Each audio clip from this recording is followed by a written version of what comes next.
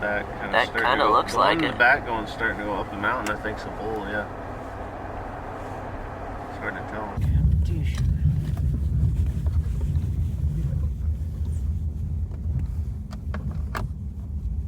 Definitely don't want to meet someone on this going back. No.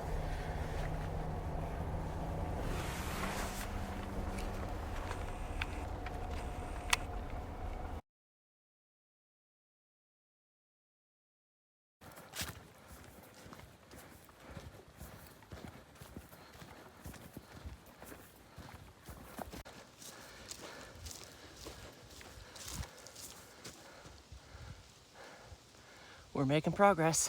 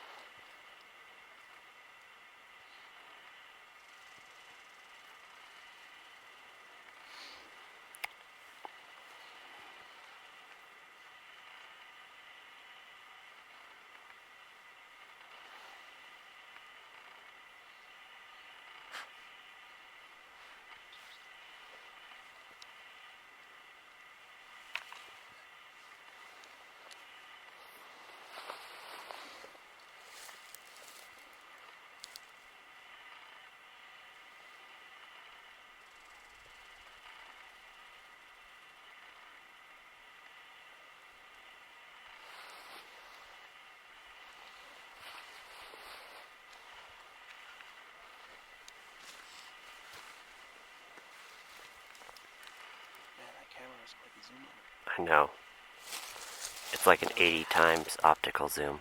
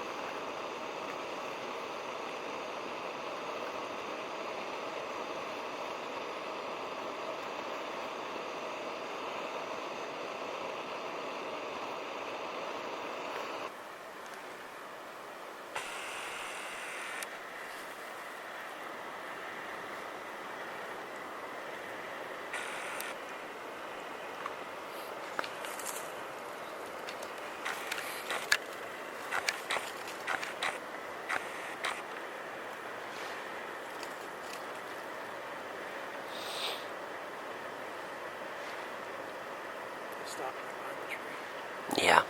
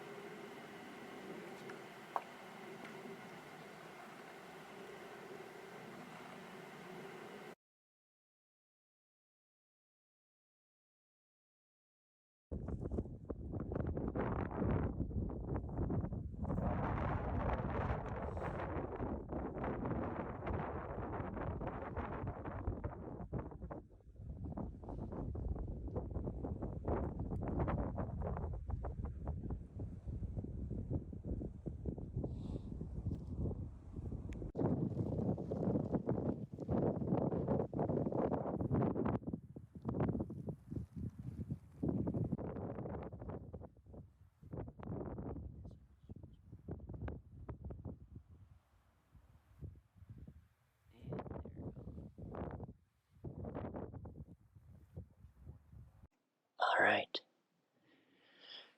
It is the night before opening day, and I am out from camp a little bit listening. Last night was a crazy bugle fest. We had at least 4 bulls around us from sunset to 7, 8 o'clock in the morning. And it was amazing. They were all around us just bugling like crazy, crashing through the brush, crashing through the woods. But I'm standing out a ways from camp, just listening, hoping and praying we'll hear another bugle. Don't hear anything as far as bugles, but I am hearing something in the woods crashing across the valley from us. Something's walking through, snapping sticks, and sounds like tines are knocking some branches. Could be a muley buck. I don't know. But just hoping and praying that we have another bugle fest so we can get on a couple bulls first thing in the morning. Have a good first day and tag out early. Be a huge blessing if we could. But sometimes that's not how it's supposed to be, and we might have to hunt hard all week. I'm planning on hunting pretty hard myself, and if I don't tag something tomorrow morning or tomorrow evening, I'm going to be pushing pretty hard and chasing down every lead and everything that I can. But we'll see how tomorrow morning goes, and hopefully I'll be able to have a clip of some bulls bugling here in the middle of the night. But we'll see.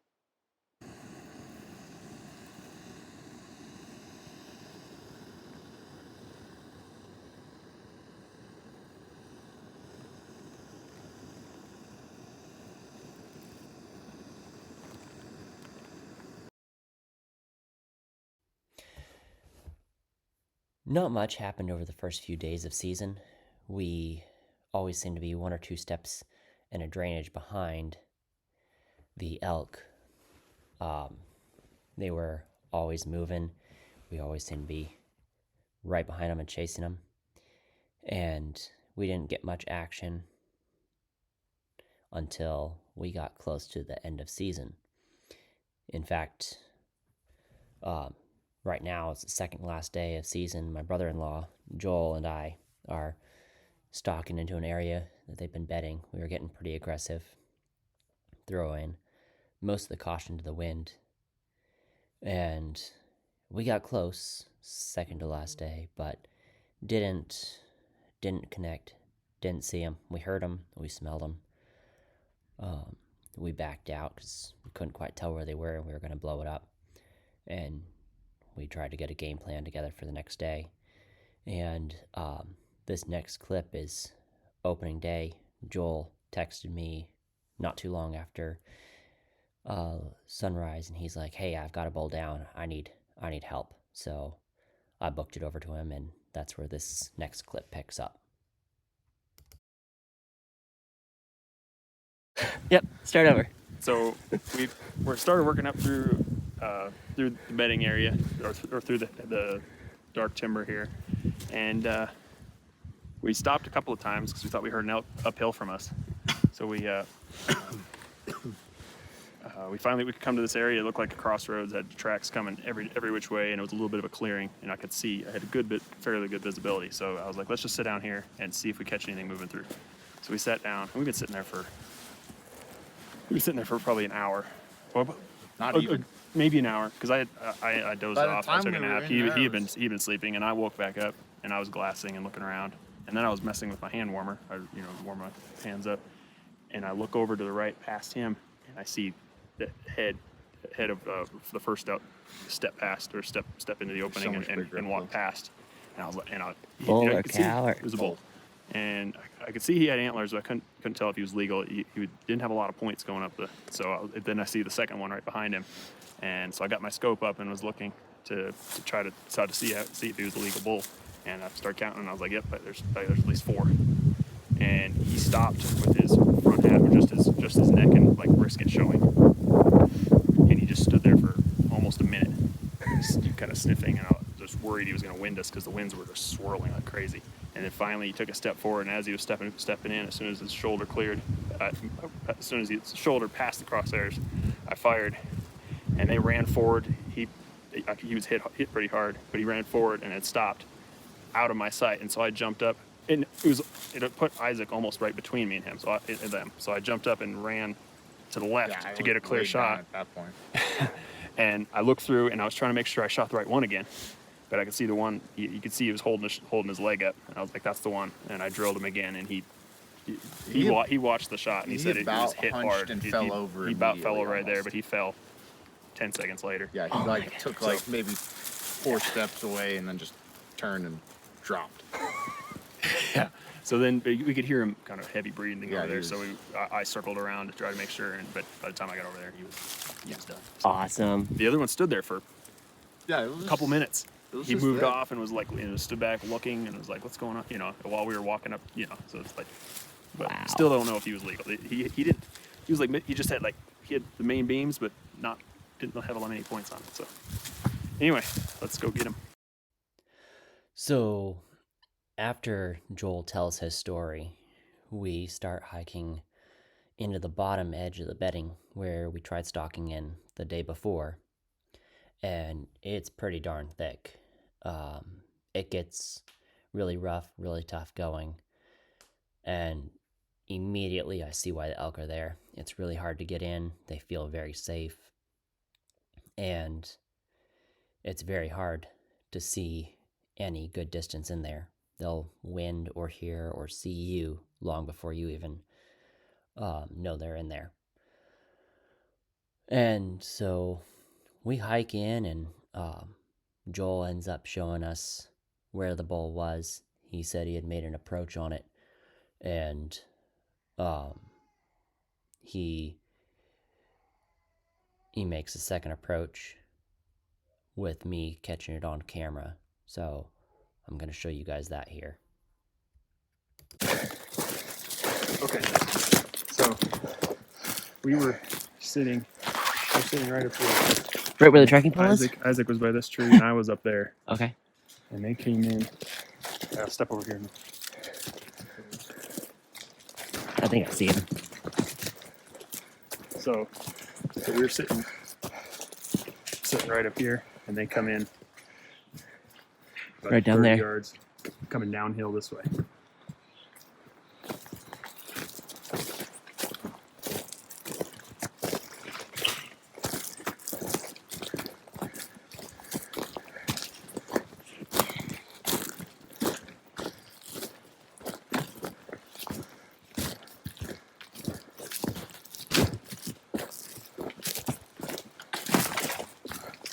Dude, that is huge. That is beautiful. Oh, man, he smells.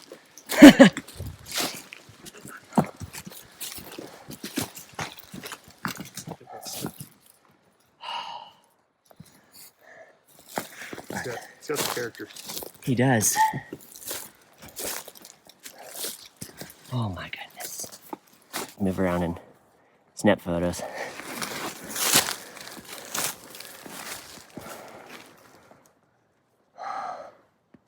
Turn him.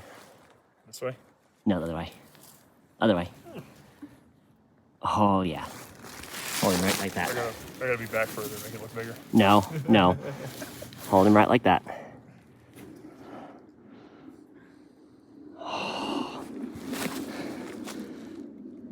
No way. That is awesome. Congratulations. Thanks. Thank you. All of you. Yeah. You are very welcome. A team effort. It's gonna be even bigger team effort. Team effort. Oh yeah, come. Oh man, this is gonna. It has been Suck. a grind. Yeah. Such a I grind. thought my legs were wore out now. Dude, and just think, we have him out in time, come back, get another one. Let's see. I mean, what time is it? It's like a little after 9, Yeah. I think. Yeah. Like 9:30. I mean, we're probably gonna be here till. It's gonna take a while. It's gonna take us in a couple hours to get just this to get done. them cut up. I mean, maybe, but yeah, we'll see. We'll have to go get going. We'll try. It's amazing. This is an awesome creature. It is. It is. Like, you wouldn't think like a 4x5 would have this much character to it. Just, No. I mean, He's He's not so that heavy young. up here at the Yeah. tops. yeah. It's so cool. He is not too young. I mean, he's probably 2.5-year-old or whatever, but Yeah, 3.5-year-old, somewhere in there. Jeez. That's awesome. Yeah, it happened so fast. It's like look up because you went to the approach. There wasn't a lot of visibility from where it was like they stepped out and it was like, oh, guys, don't move. And so he just kind of looks over like this and I shifted. I shifted facing to my right and got on him and determined that the one that hadn't stepped out yet was legal and waited and they finally cleared that tree and they just ran and stopped and I got up and moved and put the second shot on it, Crazy. which I know I hit way back Yeah. on the one. I don't know where Yeah. the other. I think your second one's Your probably other back one's here here. now. Yeah. No. There's one like here. It We might have. haven't been able to find the first one. Don't really know. We'll find when we cut into him. It's time to shed. Oh yeah, we did before we even started coming over here. We're a little over half a mile away, and we're shutting down to the base layer. Make sure it's right.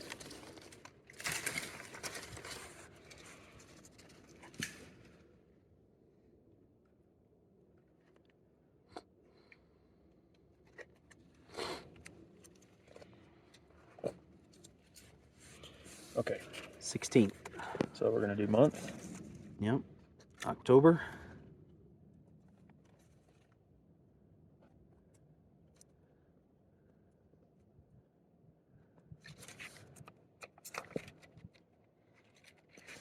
October 16th on the bottom.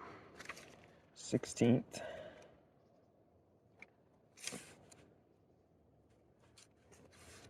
And then it says The sex as well.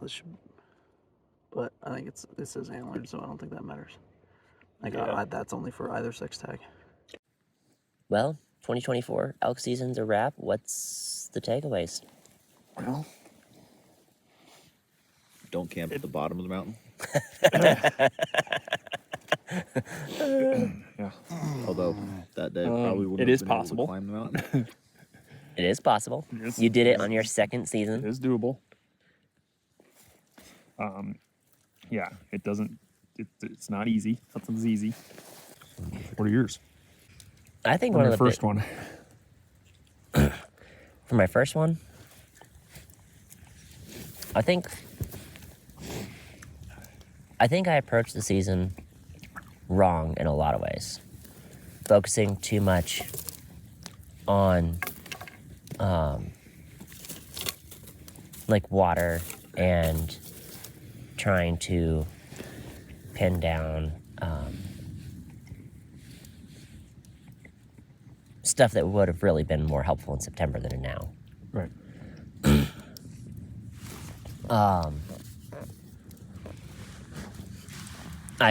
honestly thought there would probably be a little more rutting activity, which, I mean, we had rutting activity. There's more than I thought. We had more than I thought there would be. Yeah. From what I've heard, like, it's very possible to have quite a bit of rutting activity. Yeah. During this week. Because, I mean, I've heard conflicting things about, young bulls being the herd bulls, and like the old bulls going in and stealing the cows right about this time. Mm-hmm. And then you also hear, no, that's not what happens. They all have to, the old ones have to go hole up and recover before the season or winter. Mm-hmm. And I think part of that just depends on where exactly. Because when people talk elk hunting or elk, they don't specify like in Colorado, in Wyoming, Montana. Mm-hmm. So I feel like I was going about a lot of it too wrong. And then hearing people say that, don't carry over your whitetail tactics. And I feel like I should have carried over a whole lot more whitetail tactics. Especially with the e-scouting and stuff I focus on with whitetails. Mm-hmm. Out here, it's exactly the same. They're just a bigger animal. Yep. I mean, when the deer are pressured, where do we go? We go find them where they're at. Right? Find the thick areas, find their bedding, go and stalk through there. Yeah. I mean, a lot of people don't hunt whitetails that way, so I mean, it's probably Right. true for a lot of people. That's true. So a lot of people will just find a scrape or a rub and sit on it all season. Yep. But yeah, I don't know. I feel like we probably would have had success sooner if we had been more literal in our application of that guide's advice Which was? to go deep in towards the private. Yeah. That camp up there, up the valley from us, did kind of throw a wrench in that. Yeah. You want to be respectful of them. Yeah. You would hope people would, do the same. Right. It's a big it's a big area. You can, there's room for a lot of people. Yeah. Yeah. And honestly, I'm surprised at how few of people there actually were. I've heard a whole lot of the people I have listened to over the last year, they talk about how, like, people are just piled up all over each other. And some areas are like that. I was worried about that being in the flat. Yeah. They may be talking about the flat tops, but since they don't want to spot burn, they don't tell anything. Yeah, I mean, County Road 8 was pretty like... Dude, County Road 8 was packed, dude. It was crazy. Every single spot you could pull off, there was a truck there.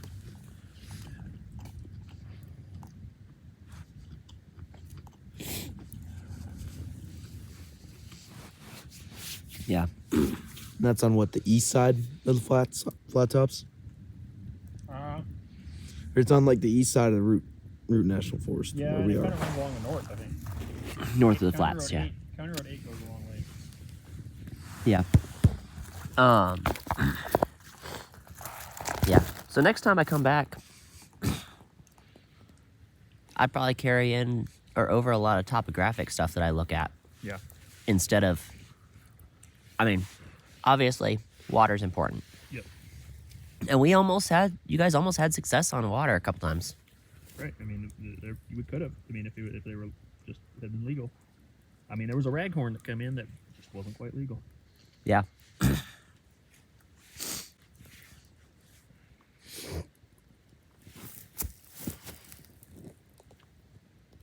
So, yeah, I don't know. Carry over more topographic stuff. Look at their access. Especially I didn't think there'd be that much of a difference between the public and private lines. Mm-hmm. But that kind of surprised me. Because I figured the people all around are leasing out to outfitters and stuff. Yep. So there's going to be just as much, pressure there as there was here. But I don't know. I feel like maybe it was just that buffer zone where people don't want to hunt too close to the other. Right. Because of fear that something would go across or they'd be shooting across. Yeah, there is that thought. I don't want to have to go recover it on private or. Right. But I feel like there's a whole lot less pressure that way. Which, maybe it was just the season, I don't know. Maybe things are different in September. Oh, I'm sure they're different.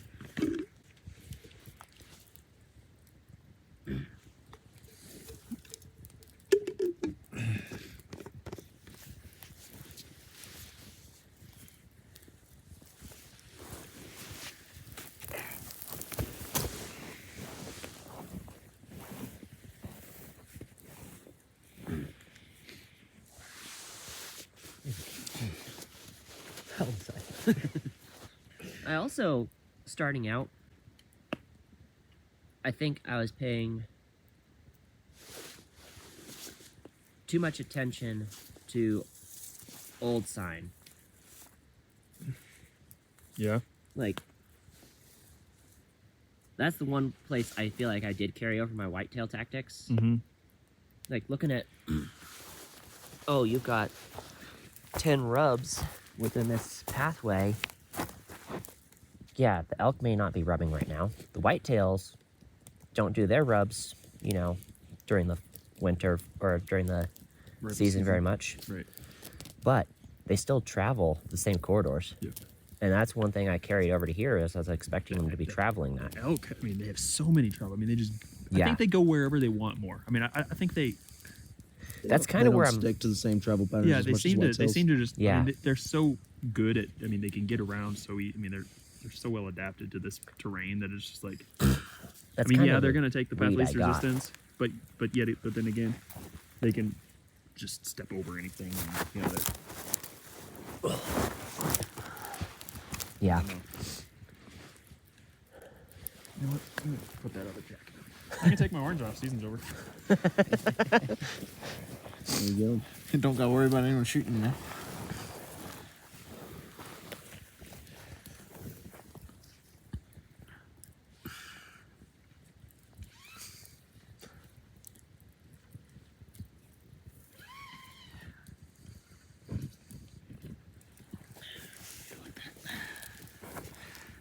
I should get pretty good.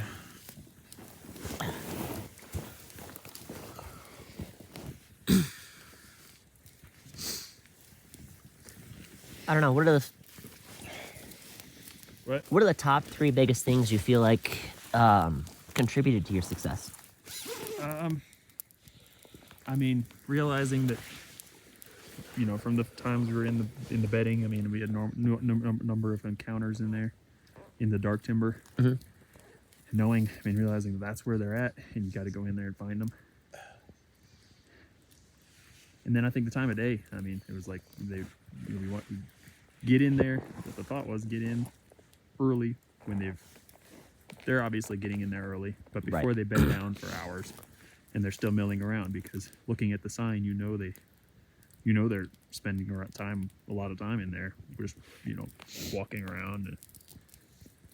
And, I think that was. That was 2. After yesterday, stalking in there, and it's like, man, why can't we, weren't finding them, Yeah. whether they were just bed down Or moved on. yeah. And Do you then it think- was just kind of, luck of like, hey, this looks like a good spot. There's crossroads. We got some visibility, Right. and just sit and wait, and didn't have to wait real long. We didn't wait long. We were there. We were there probably an hour in that spot, or if that, 45 minutes. It was not even an hour. I know that much. Yeah. It was not long. probably 45 tops. Yeah, because we had stopped a couple other places, just for a Yeah, little 'cause bit. I think and we then didn't- I made a little stop up that hill when we were hearing that noise. Yeah. So yeah, you're right. It was probably It 40, was- 45 minutes. Yeah, 45 was like max. We were sitting there. It did not take long. What else?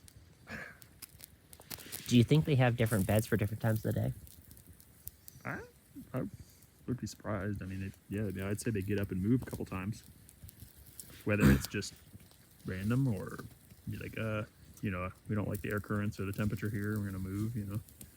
Right. We're gonna go to sleep in the living room instead of the bedroom.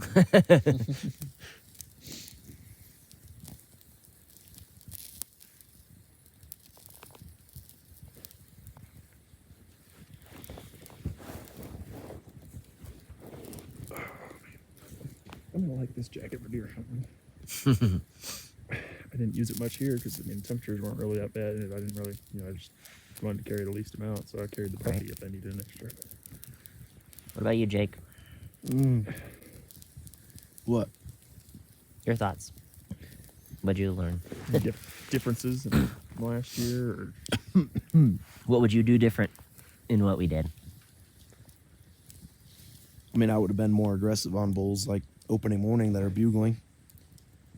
Yeah. I think especially that bull up there.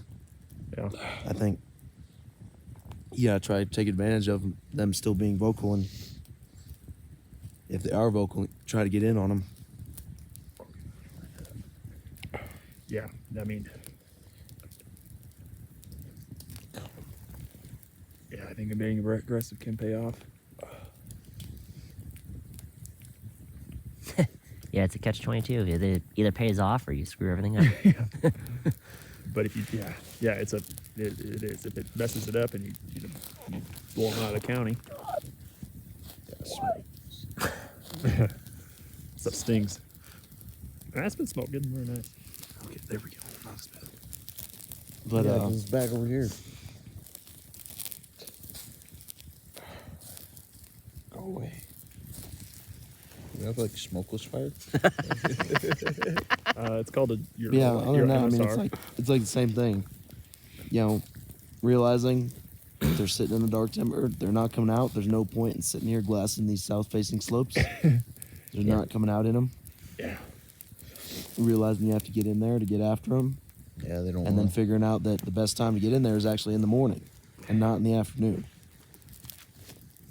And they're probably in there. You can probably find them in there in the afternoon. I mean, I do think sitting in those meadows and stuff in the mornings isn't terrible either.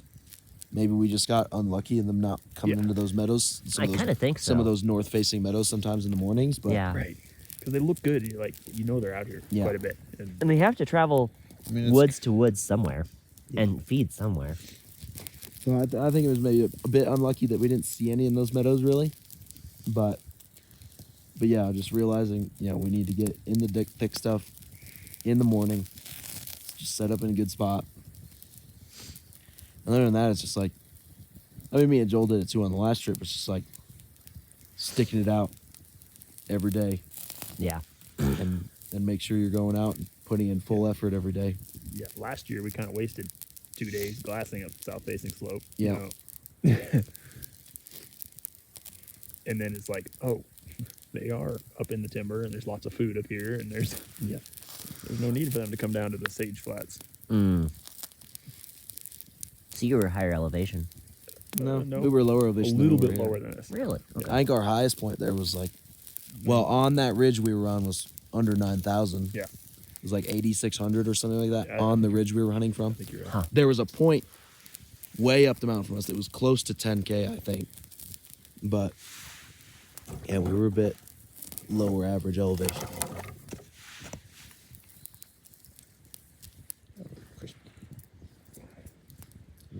But also, I don't think there was a whole lot of elk in that area. Not compared to here. No.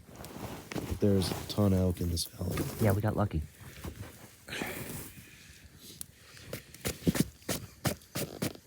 Well, we've seen a set of 3 cows, a cow-calf pair, that's 5. We've seen 3 spikes, it's 8. Then you said you saw 2 different spikes potentially. We Three different. We Well, saw like 3 different spikes. we saw a group of Wow. 3 spikes that didn't include any of those couple that we saw the night before. Yeah. I mean, so yeah, we so probably maybe saw, like 5 different spikes. Yeah. So that's The 3-point. 10. Mm-hmm. And We then I seen saw you 2 two bulls cows. over here, and 2 cows. That's like 14. Yeah. that bull 3 by, on the hill. That 3 by. The 3x3 and the 5x6 up here. Yep. It's like 14. The one he shot, 15. And the one If- that was with him. And the one was with him, 16. And then the We ones, seen, if like, you want to 16 count the up. ones, are you counting the ones down in the valley you saw down there towards Oh no, Bradmore, or- there were 4 down there. Oh yeah, there's 4, so it's like 20. So we We had them everywhere. we had eyes on 20 elk There's just a lot of them. and had weren't close legal. encounters with others that we never Right. saw. Only heard them. Or caught glimpses of. There's been like 2, one was down there, and Yeah. the other was me and Isaac. And up didn't in you that see a bedding. bull down that then in the Yeah, valley too? we had 2 in the bedding that we scared up when we were last down there. Yeah, I saw a glimpse of one of them. Yeah. Where was the bull? Didn't you see a bull way down the valley that bugled when you cow called? We didn't see him. You didn't see him? Okay. No. He was down there though. Yeah, we can just say we saw 20 plus elk. Yeah. In 7 days. Yep. Yeah. Yeah. So I mean, We saw a lot of those within the first couple. Right. not too shabby. A quarter of it was the first 2 days. Yeah. First 24 hours.